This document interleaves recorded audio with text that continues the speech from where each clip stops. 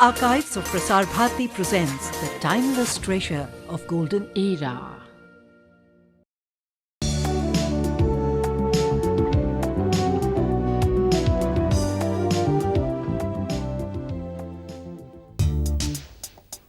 The mouth of a lion snarling, the head of a royal palanquin, but it could be more, much more. It could be symbolic of the waves of traders who became conquerors, drawn by the lure of spices. We are in Kerala, on the Arabian sea coast of India.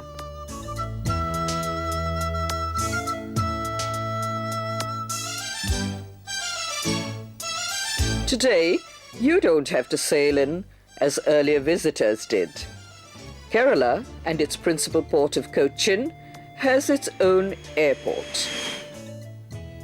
It is also a railhead and is well connected by road to the rest of the state. Cochin has a wide range of accommodation, from top-of-the-market suites like this one, with a Chinese decor priced at 5,500, through this one at 1,250, and on to the comfortable and affordable at Rs 500 AC double.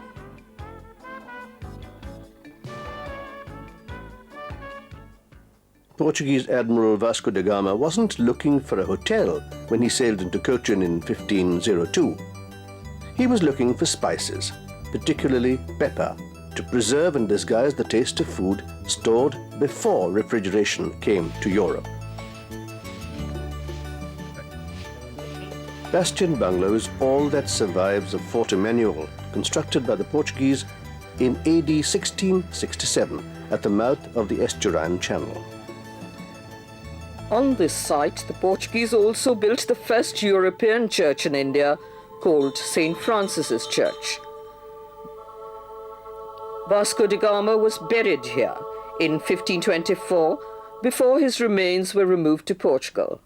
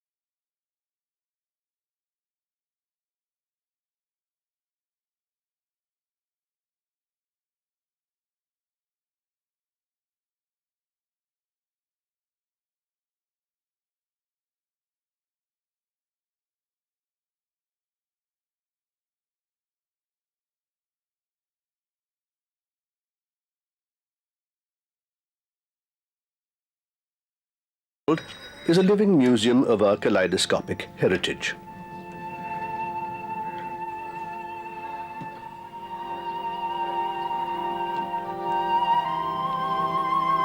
The 16th century Santa Cruz Basilica and old Portuguese buildings with former slave quarters on the ground floor recall the Portuguese era. Half-leafed Dutch doors, like these, a Dutch crest atop a gate,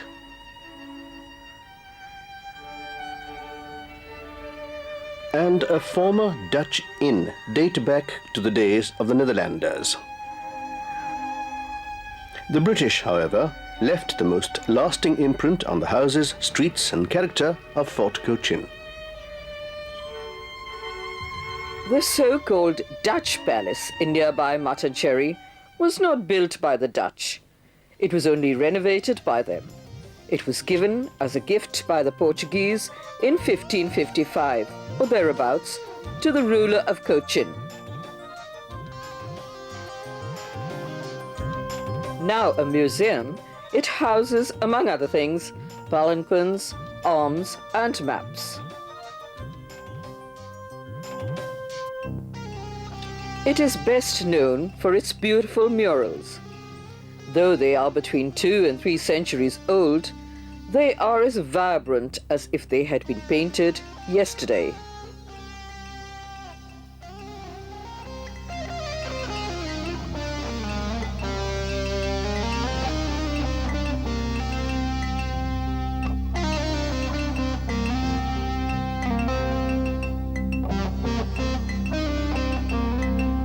Across the wall from the Raja's palace is Jewtown. Here, Jewish traders settled in 1567 and built their historic synagogue a year later. Some Jewish houses still stand in this cul-de-sac, though many of the Jews of Cochin have migrated to Israel.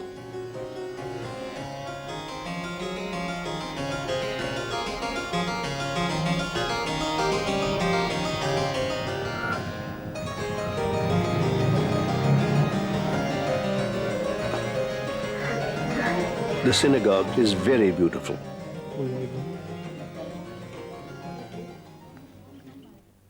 It has tiles from Canton, chandeliers, caskets of the law with gold and silver crowns gifted by local rulers, and a gleaming pulpit.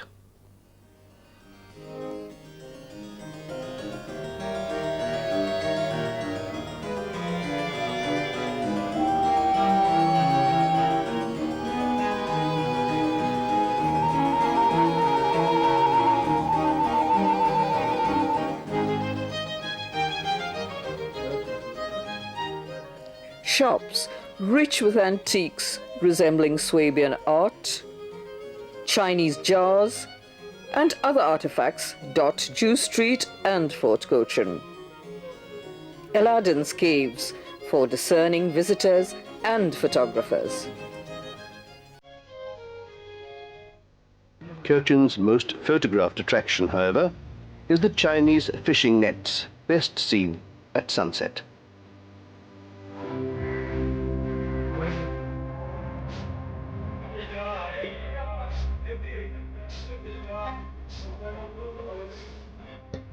A cross-channel cruise covers places of tourist interest in Fort Cochin, leaving twice a day from Ernakulam.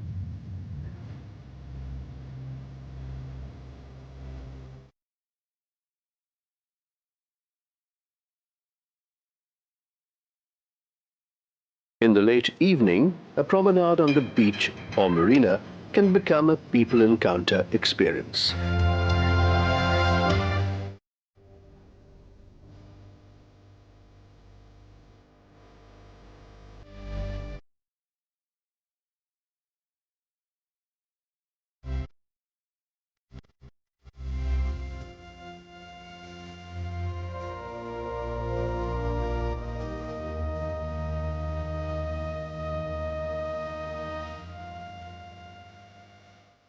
Then spend the evening with Kerala's greatest dance form, Kathakali.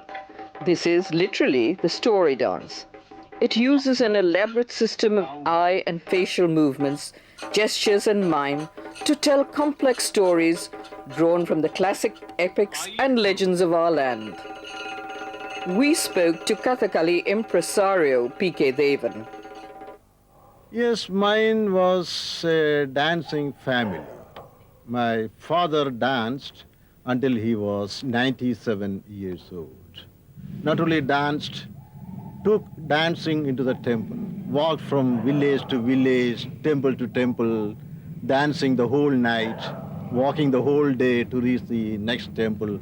So it was totally a way of life. The strong religious underpinnings of Kathakali and its dramatic staging heighten the effect of supernormal beings who have descended to earth briefly to vanquish and then turn away from evil.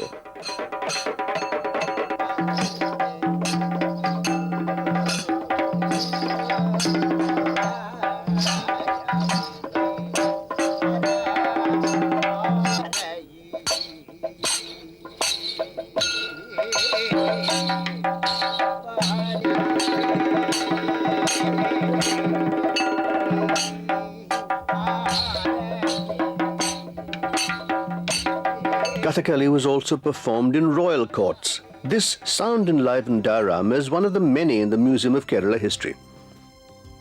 It starts with the Stone Age family, the first inhabitants of Kerala who could have migrated from Africa. The Brahmins came in the 4th or 5th century BC, according to the diorama. 12 centuries later, Adi Shankaracharya launched a great unifying movement which spread to the four corners of our land. The martial people of Kerala also developed the fighting art of Kalaripayat, taught both to men and women, a living discipline to this day. Another martial tradition was established by 4 generations of admirals, the Punjali Marathas, who fought to keep Kerala's sea routes free. In our own century was Sri Narayana Guru, who preached a creed of one caste, one religion and one God. Another famous son of Kerala was Raja Ravi Varma. He pioneered the use of oil paints and canvas in India. This is an original work by Prabha and this by M.F. Hussain, a long way from Ravi Varma's favorite mythological themes, but still indebted to that trailblazer from Kerala. All these are in the Museum of Art and Sculpture, next door to the Museum of History. At the entrance of the museum is a sculpture of Lord Parasurama, the 6th avatar of Lord Vishnu. When he hurled his axe into the sea, Kerala emerged wet and misty, and the forests grew to cover it.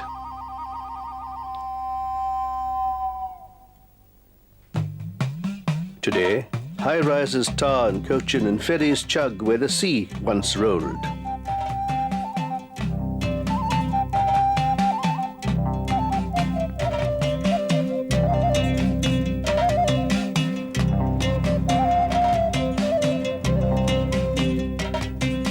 Kerala's premier seaport is Cochin Ernakulam, twin cities linked by bridges.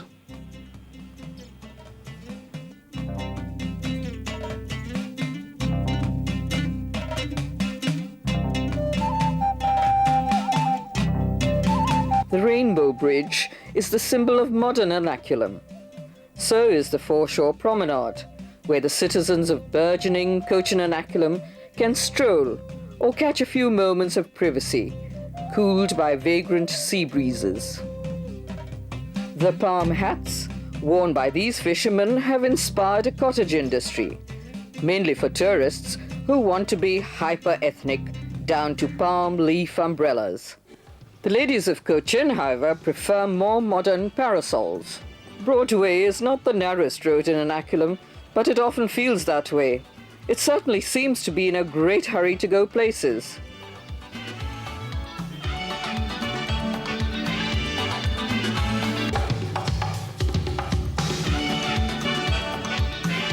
You can still, however, shop for a wide array of handicrafts made in this richly endowed state.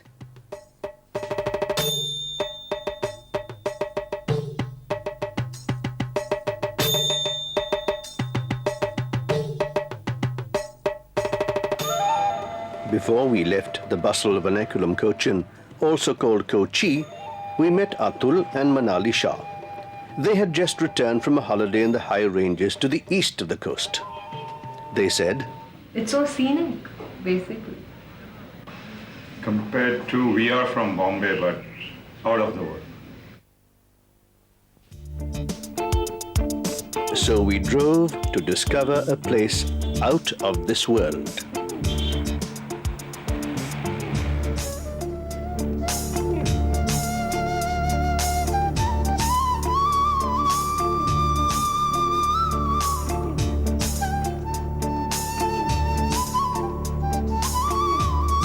Through our windows, we saw banana plantations, their leaves waving like great paddles.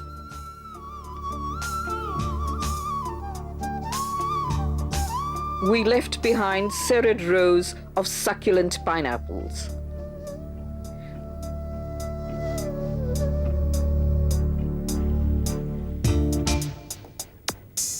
The forests got denser. Bamboo spread like giant thickets of tree-tall grass.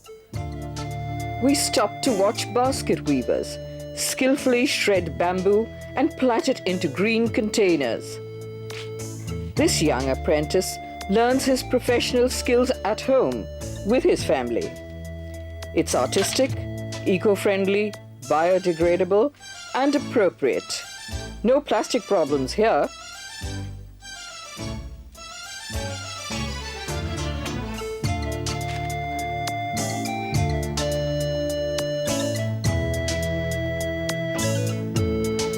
As shoulder ravine forests grew thicker, the trees trapped rainwater, recharged springs, filled mountain streams.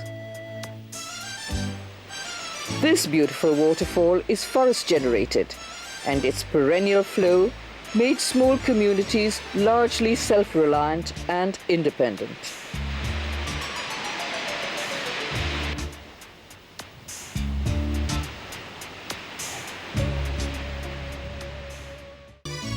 It became cool as we soared to 1,000 meters and more above sea-washed Cochin. Now the slopes began to be covered with thick green rugs of tea.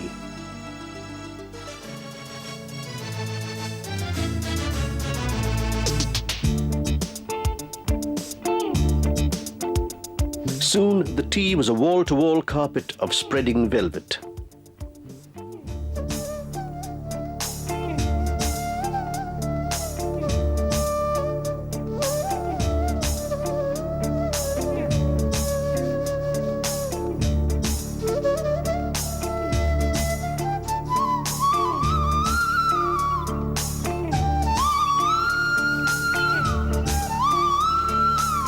Then we entered the tea town of Munnar. Munnar town, a little crowded, comfortably disorderly, has a slightly unreal air about it, as if it lived in its own contented time warp. Autos and jeep taxis take visitors around with a certain determined desperation. It is 135 road kilometers from Cochin. Its few hotels offer rooms with mountainscape views for 500 rupees double. The old high-range club of the tea planters still encourages a certain measured lifestyle. On the walls of their social sanctuary hang the hats of those planters who have spent a virtual lifetime in the high ranges.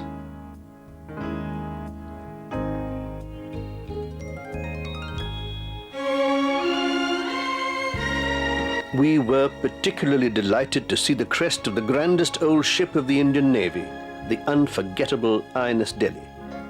The ship and the club probably met on the playing fields and the golf course here in Munnar.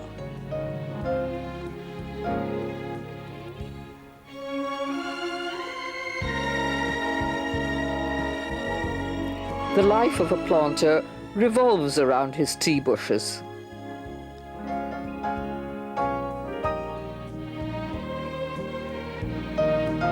He nurses them when they are very young. He makes sure that they stay fit, giving his labor enough green leaves to pluck, pack into sacks for the tea factories, and convert them into the fragrant black leaves so popular all over the world. You can buy fresh tea from some factories in Munnar.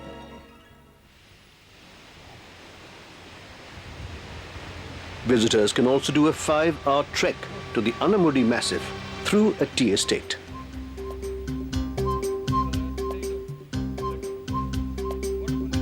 Those distant peaks have not been deforested. They are grass hills which have probably never, in human memory, held enough soil to support trees. Many parts of Munnar look like a Scottish glen. The illusion is heightened by the presence of bracken fern and the yellow-flowered prickly gorse. Also red, juicy raspberries growing wild. And this is the legendary Kurinji flower. It apparently blooms only once in 12 to 14 years. We're fairly high now and deep in the Ernakulam National Park. The tea planters have done an excellent conservation job in protecting the rare Nilgiri ibex. They are so well camouflaged that we have to look very, very carefully. A bulbul with a mouthful of raspberry distracts us for a moment. One of the rocks moved.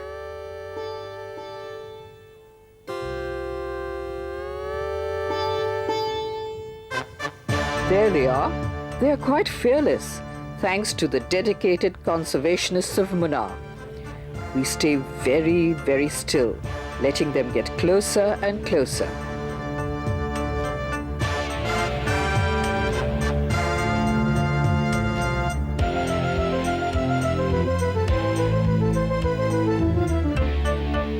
Oh dear, those clicking tourists again.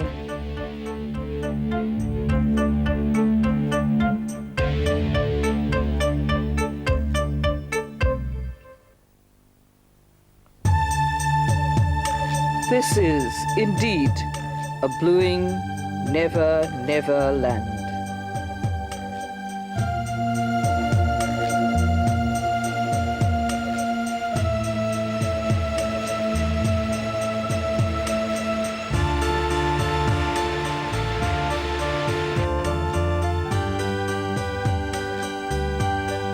There are excellent walking roads in Munnar and getaway spots like this glass-still Matupetti Lake, good for a long, relaxed day away from it all.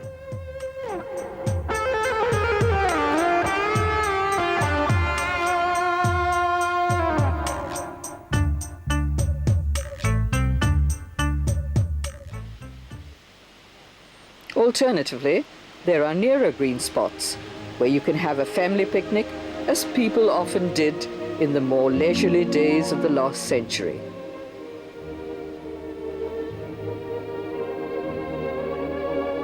Slowly, a feeling of timelessness begins to descend on us. We seemed to be entering another unchanged world, where tomorrow comes very, very slowly, drifting like mist out of yesterday. This really is another world. But now we must return to reality. Down in the plains, beyond these dreamy high ranges, awaits our own regal, beckoning, princely inheritance.